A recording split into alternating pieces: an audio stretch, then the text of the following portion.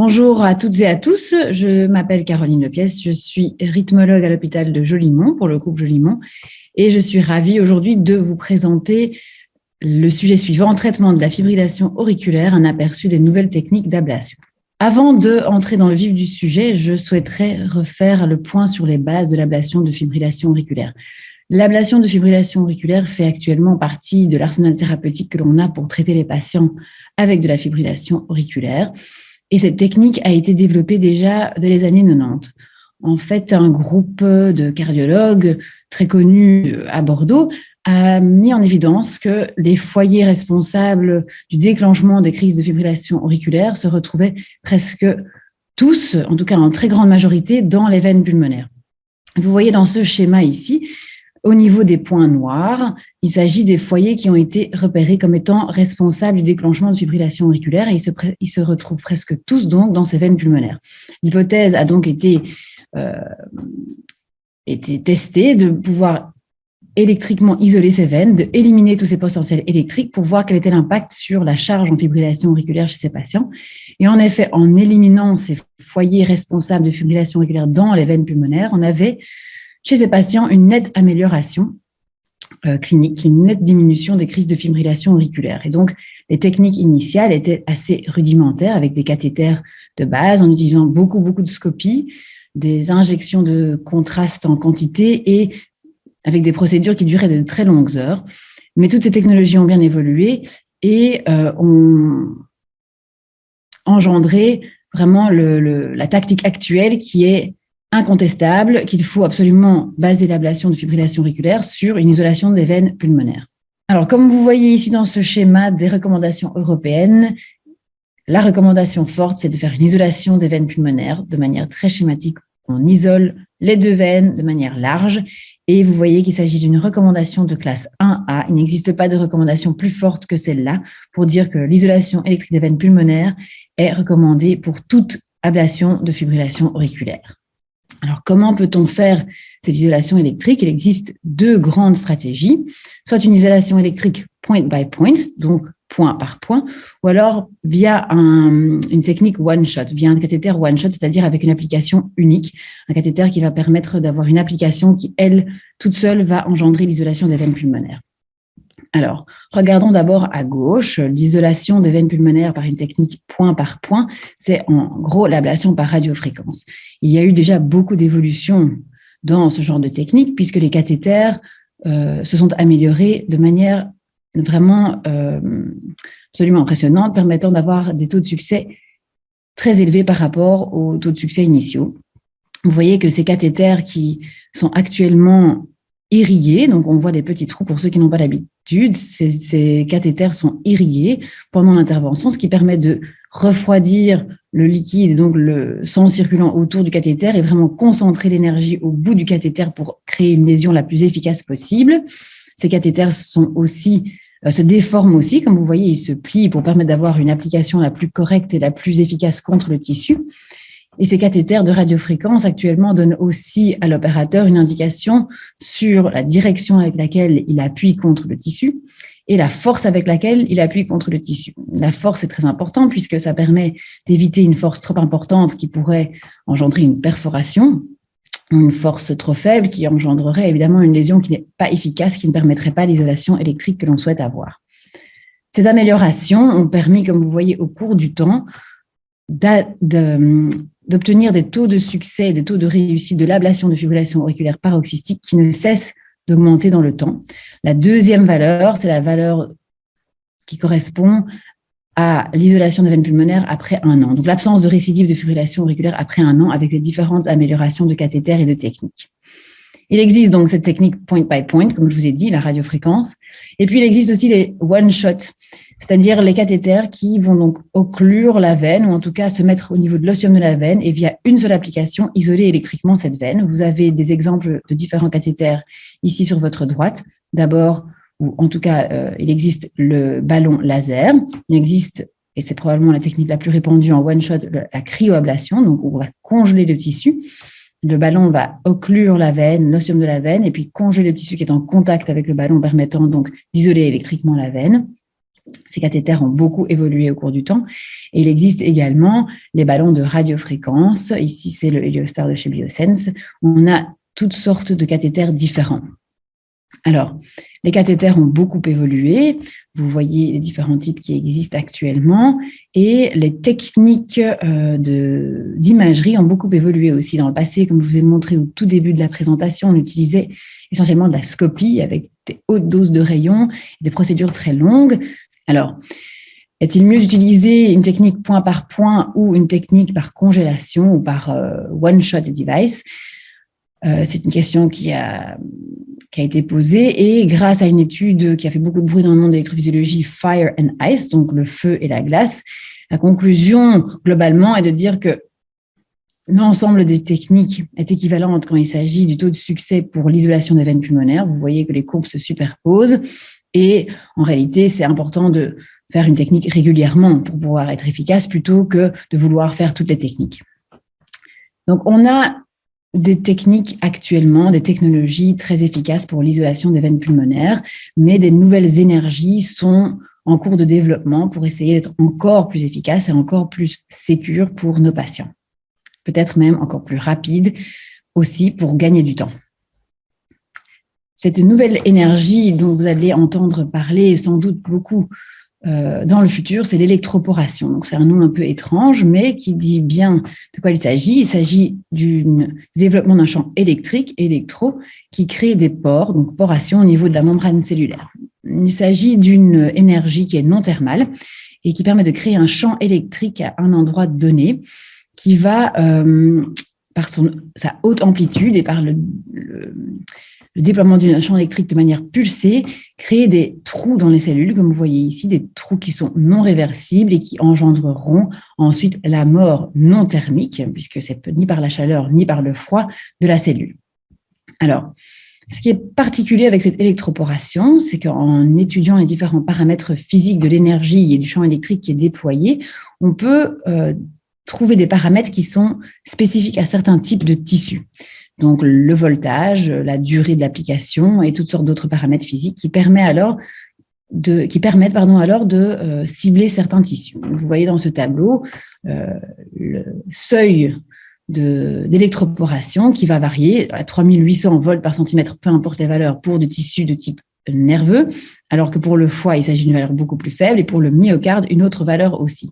Et donc, en étudiant les différents champs électriques qui peuvent être créés, on sait qu'en développant ce champ électrique, en faisant une sorte de cardioversion avec certains paramètres très précis à un endroit, on va tuer, détruire certaines cellules, et uniquement les cellules que l'on vise et pas le tissu adjacent. Ceci, évidemment, est très intéressant au niveau cardiologique, puisque notre but, c'est d'isoler électriquement les veines pulmonaires, mais certainement pas de toucher les structures adjacentes. Et comme vous voyez sur le schéma ici, on a les veines pulmonaires, mais qui peuvent être tout près de l'œsophage d'un côté ou du nerf phrénique de l'autre. Et on ne veut absolument pas toucher ces structures, alors qu'avec une technique classique que je vous ai déjà présentée, on peut avoir, même si cela reste très rare, des complications liées au fait que la radiofréquence ou la congélation, la cryoablation a détruit les structures tout près des veines pulmonaires. Et donc, cette électroporation a pour objectif d'être très rapide, de créer une lésion qui est durable de la cellule myocardique, mais en étant spécifique au myocarde et donc ne permettant pas ou n'engendrant pas en tout cas de destruction, de lésions au niveau des cellules nerveuses, de cellules coronaires, des cellules du tissu non myocardique adjacent comme l'œsophage.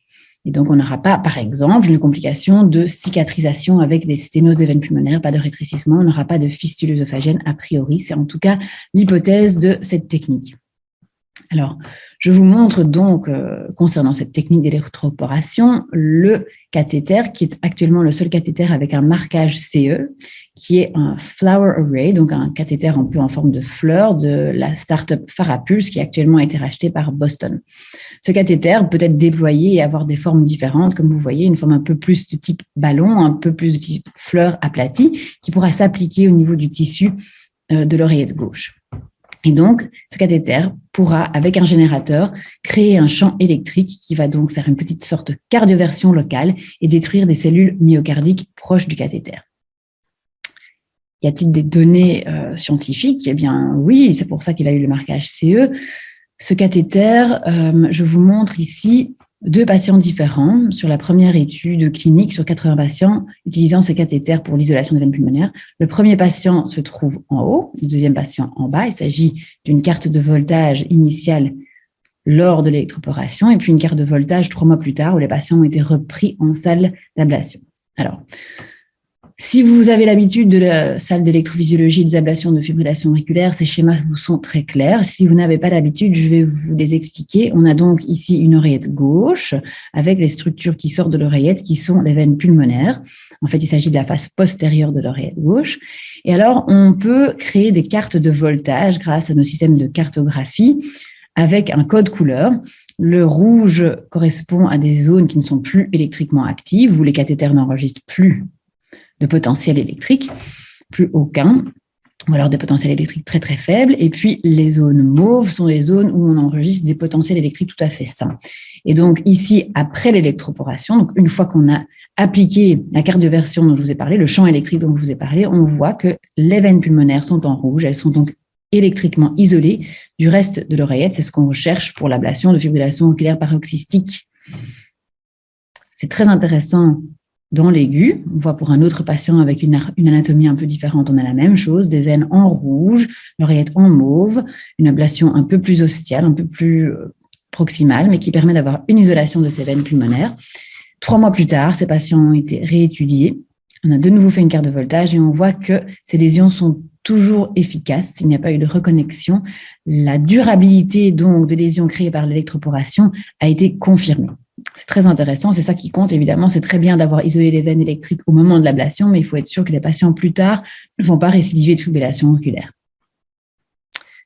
Alors, sur un peu plus de patients, sur 110 patients, les études sur l'électroporation avec le Flower Array ont été continuées. Et sur 110 patients, on voit qu'après 1 an, 85% des patients restent sans récidive d'arythmie, fibrillation auriculaire, fluttaire ou tachycardie atriale. Donc, ce sont des taux de réussite qui sont très encourageants et très élevés. Ce qui est intéressant également, c'est de voir que la sécurité de cette technique est bien au rendez-vous. On a, chez ces patients, chez ces 110 patients, vérifié le statut digestif, donc par gastroscopie ou par IRM du tube digestif, et on voit qu'on n'a aucune lésion au niveau de l'œsophage. Il faut savoir que si on fait une ablation chez un patient avec les techniques classiques, si on fait des gastroscopies chez tous, on verra de temps en temps des ulcérations toutes petites, très légères, mais on verra un impact au niveau de l'œsophage. Donc, c'est encourageant pour cette électroporation. Il n'y a pas eu, dans ce groupe de 110 patients, de paralysie ou de parésie phrénique. Il n'y a pas eu de problème de sténose des veines pulmonaires. Donc, cette technique est assez prometteuse et a été validée, comme je vous l'ai dit, par un marquage CE.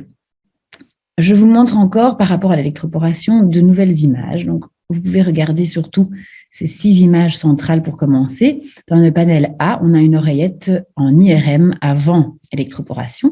Et dans le panel D, vous avez cette même oreillette, de nouveau la vue postérieure. Donc, tout est mauve, tout est électriquement sain et actif, avec les veines pulmonaires qui sont encore connectées, puisqu'on a du tissu mauve, en tout cas de la couleur mauve, qui rentre dans ces veines.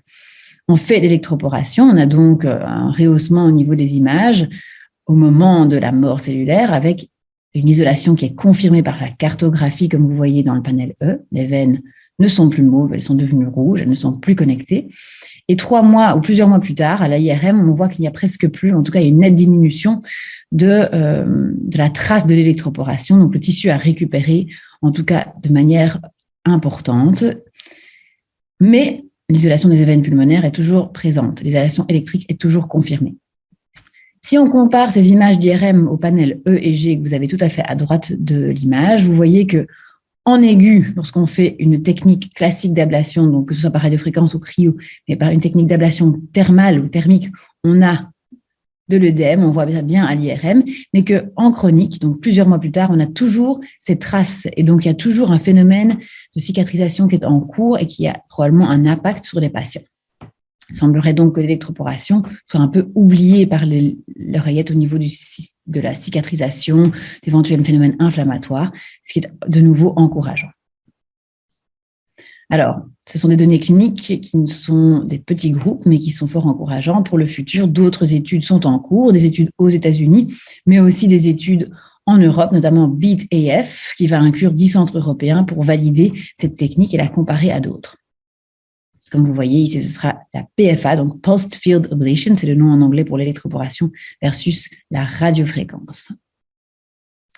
Alors, cette prochaine dia est un exemple d'électroporation, mais non pas avec le Farapulse dont je vous ai déjà parlé, avec un autre cathéter qui est en cours de développement chez Biosense qui s'appelle le Varipulse.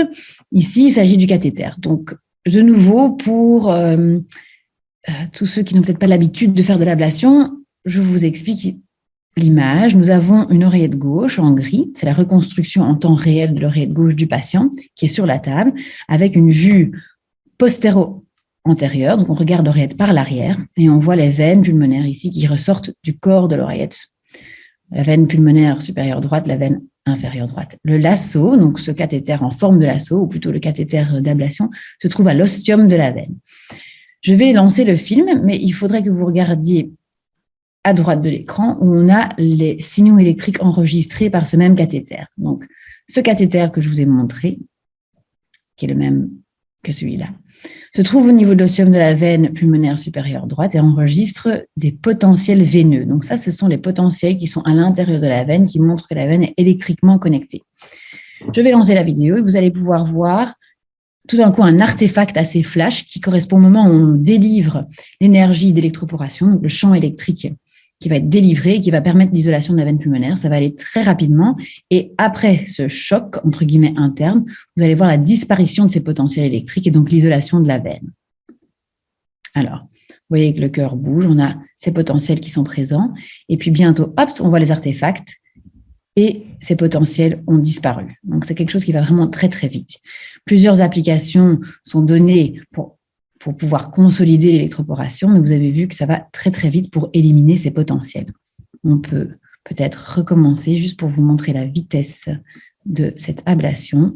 On y va. Vous regardez ici, donc on commence l'enregistrement. Vous allez voir, boum, le choc, entre guillemets, et la disparition des potentiels veineux pulmonaires. Donc, c'est vraiment très encourageant au niveau de la vitesse également. Il semblerait que cette technique soit très facile, très rapide et a donc beaucoup pour plaire pour le futur.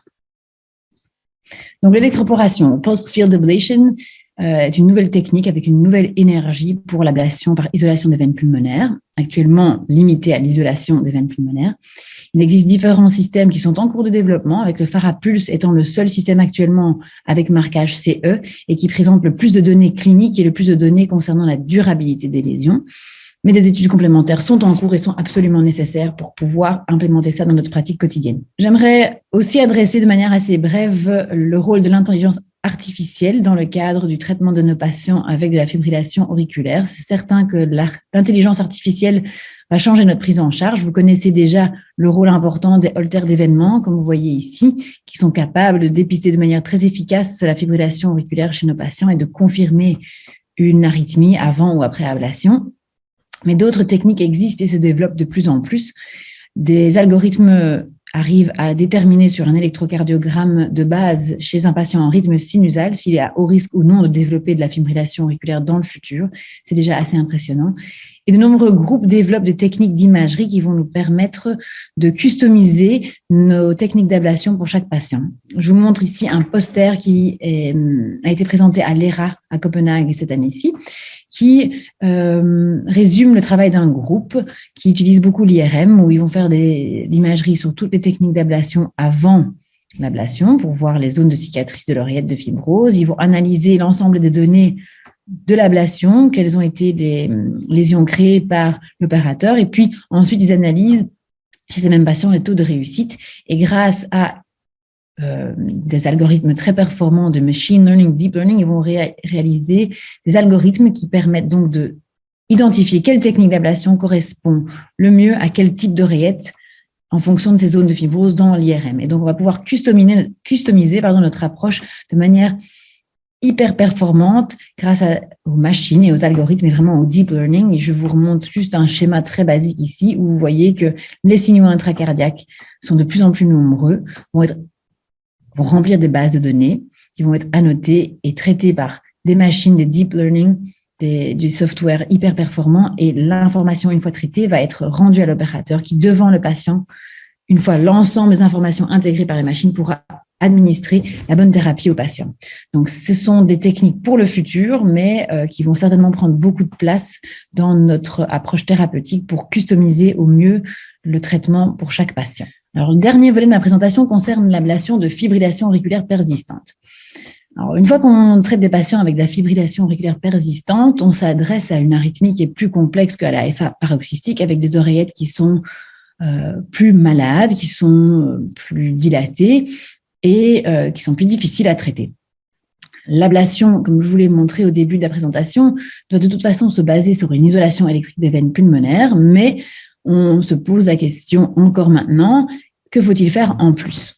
Je vous montre ici 3 techniques différentes qui ont été comparées pour les FA persistantes. D'abord, une simple, entre guillemets, simple isolation des veines pulmonaires pour des FA persistantes, comparée à ce qu'on appelle l'ablation des cafés, des électrogrammes complexes, fractionnés, que l'on peut retrouver dans l'oreillette. Vous voyez ici, on peut enregistrer ce genre de signal sur un cathéter. On voit clairement qu'il n'y a pas une activité régulière. C'est une activité un peu anarchique. C'est du tissu qui est remanié, cicatriciel, qui n'est pas très sain. Et donc, il y a des opérateurs, des groupes qui ont tenté d'éliminer l'ensemble des cafés, on appelle ça, dans l'oreillette. Vous voyez, c'est représenté par ces petites zones ici, avec des pointillés. Donc, ils ont fait une isolation des veines pulmonaires plus ablation de l'ensemble des cafés. Et puis, d'autres groupes ont aussi analysé la possibilité de faire une isolation des veines pulmonaires et puis de compléter cette isolation des veines pulmonaires par création de lignes. Donc, on rejoint les veines pulmonaires au niveau du toit, une ligne du toit, et en faisant une ligne mitrale, au niveau de l'isthme mitral, pour diminuer un peu les risques de récidive de flûtère mitral, le flûtère du toit, et pour diminuer donc la masse critique de l'oreillette. De nouveau, je vous présente les résultats d'une ancienne étude qui date déjà de 2015, mais qui a fait beaucoup de bruit en électrophysiologie, puisque ces 3 techniques, une technique très simple, puis des techniques plus compliquées, ont montré au long cours des résultats assez semblables pour l'évolution des patients, avec pas plus d'efficacité en faisant plus d'ablation pour les FA persistantes qu'en faisant le moins. Et donc, c'est assez frustrant puisqu'on est devant une pathologie plus compliquée, plus complexe à traiter, la FA persistante, mais on n'a toujours pas une technique qui permet d'aller plus loin pour traiter le patient et soulager le patient que l'isolation des veines pulmonaires de base. Alors, on cherche des nouvelles techniques, de nombreuses hypothèses existent et sont toujours en cours d'analyse. Certains groupes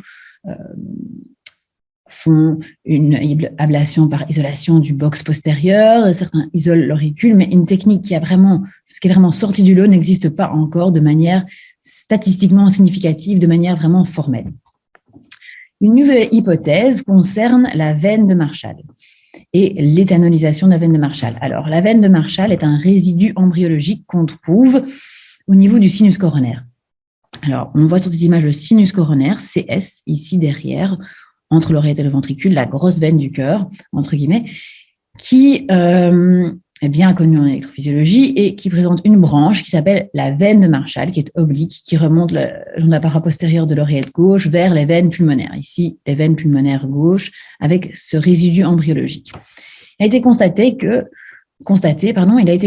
le long de cette zone de la veine de Marshall se trouvaient souvent des triggers, des foyers responsables de la fibrillation auriculaire, surtout chez les patients avec de la fibrillation auriculaire persistante, avec un tissu un petit peu remanié, fibrotique, en tout cas anormal, qui n'avait pas des potentiels électriques totalement sains. Et donc, il s'agissait d'une zone d'intérêt par rapport au rotor, au trigger, au foyer déclenchant de la fibrillation auriculaire. En plus de ça, on sait que cette zone, ce ligament, cette veine de Marshall, ce résidu embryologique est fortement lié à des structures d'innervation parasympathique et sympathique qui ont un rôle important dans la fibrillation auriculaire. Et en plus de ça, anatomiquement, ce ligament de Marshall, cette veine de Marshall se retrouve dans la zone de l'isthme mitral, qui doit parfois être ablatée pour des flûtères auriculaires gauches, quand il s'agit d'un flûtère périmitral qui tourne autour de la veine mitrale. Et quand on fait une ablation classique par radiofréquence de cette zone, on a des taux de succès assez faibles. Donc, il s'agit vraiment d'une structure, avec beaucoup d'intérêt pour l'ablation. Et donc, le principe de l'éthanolisation de la veine de Marshall, c'est de repérer cette veine de Marshall. Comment est-ce qu'on la repère? On va cathétériser le sinus coronaire qu'on a représenté ici par un schéma. On injecte un produit de contraste. Progressivement, on retire le cathéter qui injecte le produit de contraste et on repère une petite veine qui monte dans cette zone. Ici, vous voyez la veine de Marshall avec ses ramifications et les 2 points radio-opaques que je montre avec la flèche sont les extrémités d'un ballon qui a été placé à l'ostium de cette veine. Ce ballon est gonflé et donc on peut injecter un contraste over the balloon de l'autre côté à l'extrémité distale du ballon pour opacifier la veine de Marshall. On voit qu'elle est bien opacifiée. On peut donc alors injecter de l'alcool. Le fait d'alcooliser cette veine de Marshall va détruire l'ensemble du tissu qui est irrigué, qui est drainé plutôt par cette veine de Marshall. Est-ce que ça fonctionne? Est-ce que ça a un effet positif sur l'ablation et sur les résultats de l'ablation de fibrillation auriculaire paroxystique? Je vous montre ici les résultats de l'étude Vénus, publiée dans la JAMA, une revue médicale américaine très connue. Et donc, vous voyez que ce groupe a étudié plus de 300 patients avec la FA persistante aux États-Unis, peu importe, et ces patients ont été randomisés en 2 groupes. Un groupe où on faisait une ablation de la FA persistante par ablation de cathéter classique et on ajoutait l'éthanolisation de la veine de Marshall. Et de l'autre côté, un groupe chez qui on faisait une ablation donc classique, standard, où la technique d'ablation était laissée à la préférence de l'opérateur. Donc, l'opérateur pouvait décider ce qu'il faisait comme ablation, mais dans les 2 groupes. Et puis, dans le premier groupe, on ajoutait l'éthanolisation de la veine de Marshall. Et que voit-on? Eh bien, vous voyez ici les résultats, une différence assez significative où dans le groupe avec veine de Marshall en plus de l'ablation, 49,2% de ces patients n'ont plus de fibrillation auriculaire ou de tachycardie atriale au follow-up en comparaison à 38% qui sont sans récidive. Donc, on a beaucoup plus de patients qui sont free of AF, donc ils sont plus sains après l'intervention avec la veine de Marshall. Il faut savoir qu'il n'y a pas eu de complications plus importantes, notables, en tout cas pas de manière significative dans ce groupe. À droite de la diapositive, vous voyez de nouveau ces résultats où on a la courbe orange qui correspond à l'ablation classique et la courbe bleue qui correspond à l'ablation classique plus l'éthanolisation de la veine de Marshall, et on voit qu'on diminue le taux de récurrence avec cette veine de Marshall. Et on diminue aussi, donc, dans ces 2 groupes ici, après 6 mois et après 12 mois, la charge en fibrillation auriculaire quand on utilise une éthanolisation en plus que l'ablation classique. Et ici, en orange, il s'agit de l'ablation classique. Vous voyez que la charge en fibrillation auriculaire chez les patients est plus importante. Il s'agit d'une technique qui paraît donc assez prometteuse. Je vous montre ici des images de l'impact de l'éthanolisation. À gauche, de nouveau, une oreillette gauche, classique en cartographie avec une carte de voltage. On voit en rouge que les veines pulmonaires de chaque côté ont été bien isolées électriquement. Chez ce patient, une ligne du toit a été ajoutée à la technique d'ablation et puis on a décidé chez ce patient de réaliser une éthanolisation de la veine de Marshall. Vous voyez sur l'image de droite la cartographie, la carte de voltage réalisée après l'éthanolisation de la veine de Marshall et on a une très large zone qui a été détruite électriquement chez ce patient.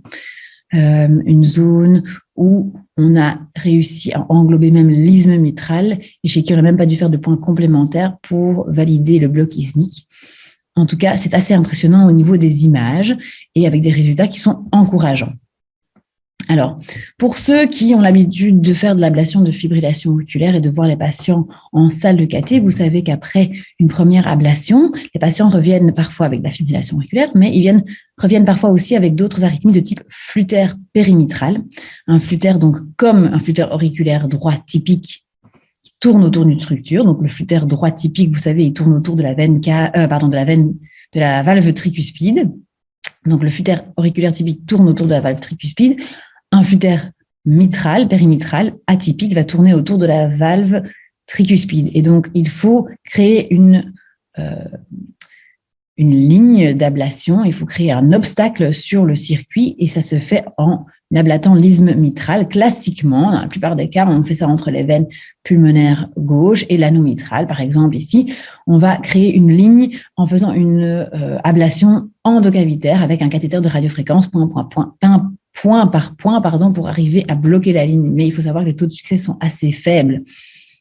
Cette technique d'éthanolisation de la veine de Marshall semblerait pouvoir augmenter clairement les taux de succès. Et dans notre série chez nous, qui est d'une 15aine de patients, on a réussi à bloquer chez tous les patients avec une veine de Marshall l'isthme mitral, donc 100% de réussite quand on trouve la veine de Marshall. Il faut quand même savoir qu'à peu près 10 à 15% des patients n'ont pas de veine de Marshall, ou en tout cas, on ne la retrouve pas lors des procédures. Si je vous montre une publication dans JACC EP récente de Gillis et du groupe de Bruges qui a montré effectivement qu'en utilisant la technique d'éthanolisation de la veine de Marshall, donc on injecte vraiment de l'alcool pur dans une veine, dans le cœur pour détruire cette zone, on arrive à obtenir 94% de bloc isthmique versus 43% quand on utilise la technique de veine de Marshall, quand on n'utilise pas la technique de la veine de Marshall. Donc, c'est quand même vraiment très encourageant. Après, il faudra voir au long cours s'il n'y a pas des conséquences pour le patient, s'il n'y a pas des problèmes au niveau péricarde ou autre. Mais actuellement, les données sont vraiment très encourageantes. Donc, l'éthanolisation de la veine de Marshall est une nouvelle technique qui semble bien se défendre pour être intégrée dans l'ablation de fibrillation auriculaire persistante. Mais cette ablation de FA persistante reste un véritable casse-tête où de nombreux groupes cherchent toujours à trouver la technique optimale pour nos patients. Le premier essai randomisé a été publié récemment aux États-Unis sur l'alcoolisation de la veine de Marshall et qui permet de démontrer une diminution du risque de récidive de fibrillation auriculaire ou de tachycardie atriale au long cours. C'est encourageant. Mais des études sont toujours en cours, bien sûr, pour analyser cette technique et des techniques de stratégie combinée d'ablation.